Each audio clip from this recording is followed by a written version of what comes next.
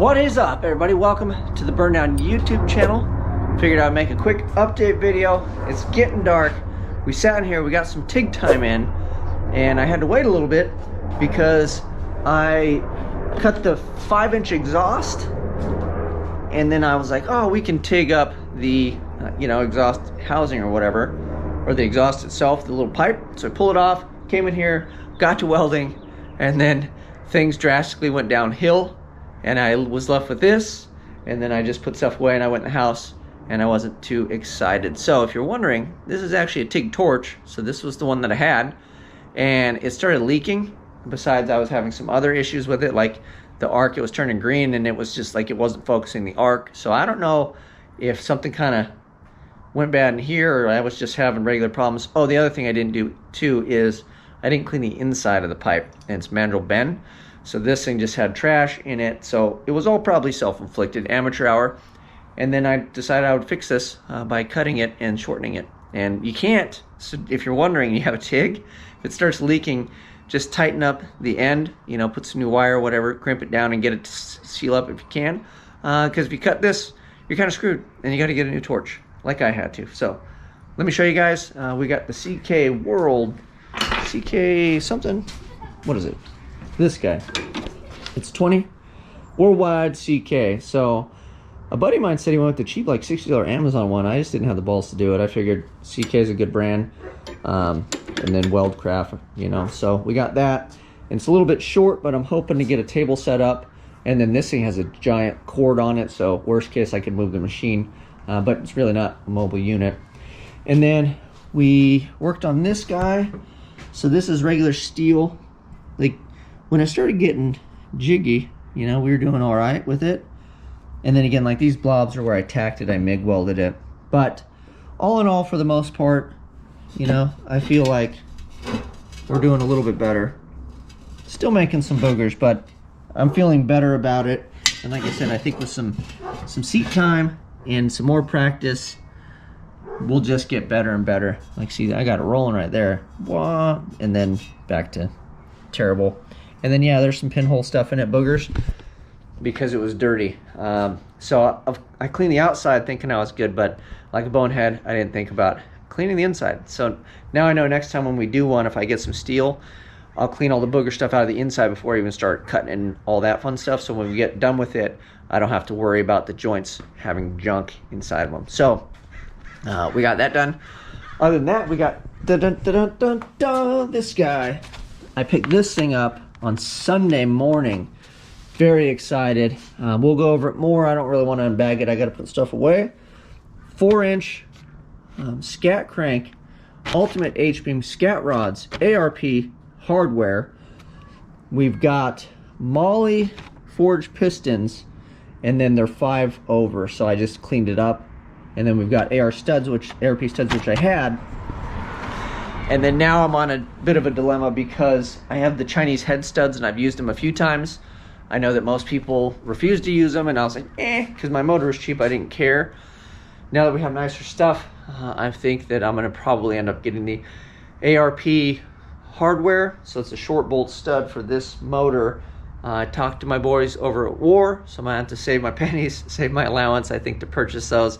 But then the good news is the Chinese studs off of this can go onto the Pacer. So that's the other thing too that's not killing me so bad to upgrade some things on this, because all the hand-me-down stuff can just go on the Pacer motor, which is next on deck, along with my buddy Ahmad's motor. So what I did is I got that $100 block that was broken off, like a piston or something came apart, but it was right on the bottom of the stroke. So we pressure tested, water jackets were good. I don't think it matters all that much for what we're doing with the motor. And my buddy Ahmad, I got him an engine, and I'm helping him. I took that to the machine shop, and I have my guy working on that one as well. So what we're gonna do is Ahmad's getting pistons and rods, and he's got an aluminum 6-liter, and then he's gonna go with the stock crank. Well, since I pulled the stock crank out of this, which is the same stroke, a 6.2 and 6.0 have the same stroke, the crank was known good in this, so that's gonna go in the Pacer motor, and then all the guts out of my buddy's motor, I think we're just gonna dump those in the Pacer motor. That gets us back to cheap fun, and that's really what I'd like to do with that car. And honestly, after spending everything pretty much I have to get back to Rocky Mountain Race Week, we're gonna need all the cheap fun that we can have. So we've got a $100 6-liter, and then I'm gonna put a bunch of hand-me-down used parts in it. I think, you know, I was debating on doing like a cheap set of rods from Scat. I can still reach out and talk to them, but I like those rods are there. Like, pull them out, grab them, throw them in. Life is gravy. So I think we're gonna do that too. And then if I upgrade the studs, again, the expensive ones can go on the expensive motor, and then the other ones can go on the Pacer motor. So that is an update in a nutshell. A look at when I get TIG welding right for like, I don't know, about an inch or so. Like, that looks good. And then that's a tack weld. So this one's actually not that bad. But some of these get, you know, that one could probably be spread out a little bit more, a little boogery, a little on top. But yeah, we'll be all right. I got to weld the O2 sensor bung in that, so we'll have to put it back in the car, mark that off. I think I got a new one on the shelf somewhere. So then that wraps up the exhaust. We have exhaust, wastegate's done. So the hot side of the turbo setup is essentially rock and roll. I think what we can do next is I want to get the bracing really, really well done. So I have that U brace, but it's really thin wall tubing because I was able to bend it by hand. So I feel like the wall on that's just gonna rip. Like, if you hit a bump or you do too much violence, it's just gonna come out because that turbo is just a big old monster. So I'm gonna get some real tubing of a real thickness, and then we will recreate that same U-type bend and weld that on really good. And then I want to get a couple more angles of stability on there because I really want to make sure that thing's nice and stable. So when we do decent launches or hard braking or turning or driving, I don't have that 60-pound beach ball deciding it wants to just break free and be free like Free Willy, and that would be a bad day. So we'll get that all done, and then I have to finish the facade on the front. So the plan for that, I think I showed you guys. We got the bell mouth, this dude here. Whoo-wee, look at that. And then we're gonna trim this down to fit inside this boy here. So this is a pretty good size, so we'll cut everything behind it. We'll get this to kind of fit down, and then this will plug on to the turbo. And then I'm thinking when we unplug this, we can just swap this for a filter. So it'll be kind of goofy when it's in street mode, like we'll have a filter there. Maybe I'll get like a mushroom one or something. I don't really care, as long as it's not flammable, so my headlight doesn't like light the thing on fire.